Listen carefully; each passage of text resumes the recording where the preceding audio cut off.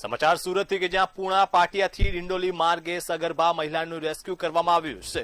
Satyamnagar સોસાયટીમાંથી fire ટીમે rescue કર્યું છે। ભારે વરસાદ વચ્ચે મહિલાને સુરક્ષિત સ્તરે ખસેડવામાં આવી છે। ફાયર વિભાગની ટીમે તાત્કાલિક બચાવ કામગીરી હાથ ધરી હતી। સત્યમનગર સોસાયટીમાંથી ફાયર ટીમે રેસ્ક્યુ કર્યું છે।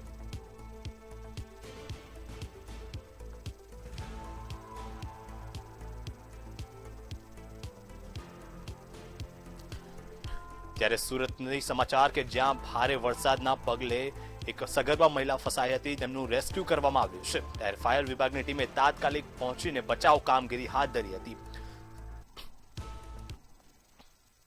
સુરત શહેરમાં ધોધમાર વરસાદને કારણે તમામ વિસ્તારોમાં પાણી ભરાયું છે। તેના કારણે હાલ જોઈ શકાય છે ફાયર વિભાગની ટીમ છે તે એક રેસ્ક્યુ કરીને લાવ્યા છે। જે મહિલા પ્રેગ્નેન્ટ લેડી છે એને રેસ્ક્યુ કરવામાં આવ્યું છે અને ખાસ કરીને જે હિસાબે વાત કરીએ કે જે સ્થાનિક ફાયર બ્રિગેડ હોય કે કોર્પોરેટરથી નેતા હોય તમામ અહીંયા હાજર છે। પણ ખાસ કરીને વાત કરીએ જે હિસાબે એક પ્રેગ્નેન્ટ લેડીઝ વરસાદને પાણીમાં ફસાઈ ગયા હતા તેના કારણે એને હાલ ફાયર વિભાગ દ્વારા રેસ્ક્યુ કરીને લાવવામાં આવ્યું છે। અહીંયાથી એમને હોસ્પિટલ લઈ જવામાં આવશે।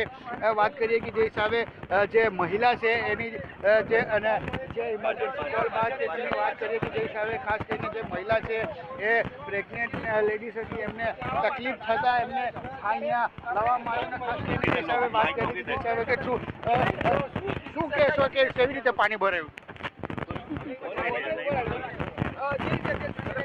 બિલકુલ જોઈ શકાય છે જે મહિલા છે તેમને લઈ જવામાં આવી રહ્યું છે। જે હિસાબે વાત કરીએ કે જે અહીંયા છે તે તમામ શું કહેશો કઈ જગ્યાએ ફસાવ્યા હતા?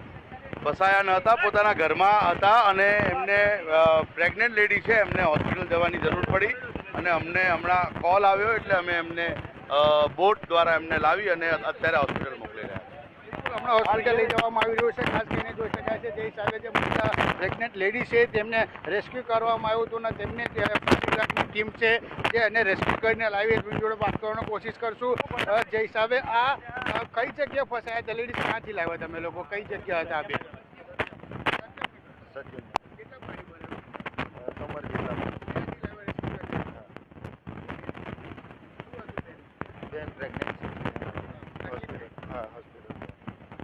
સત્યમનગરથી એમને પ્રેગ્નન્સી હતા એમને અહીંયા લાવવામાં આવ્યું છે। ખાસ કરીને વાત કરીએ જે મહિલા છે હવે અહીંયાથી હોસ્પિટલ લઈ જવામાં આવી રહ્યું છે। ખાસ કરીને જે ફાયર વિભાગની ટીમ છે એ રહ્યા છે જે કમરથી ઉપર સુધી પાણીમાં ફસાયા હતા બેન ઘરમાં ત્યાંથી ફાયર વિભાગ દ્વારા રેસ્ક્યુ કરીને લાવવામાં આવ્યું છે।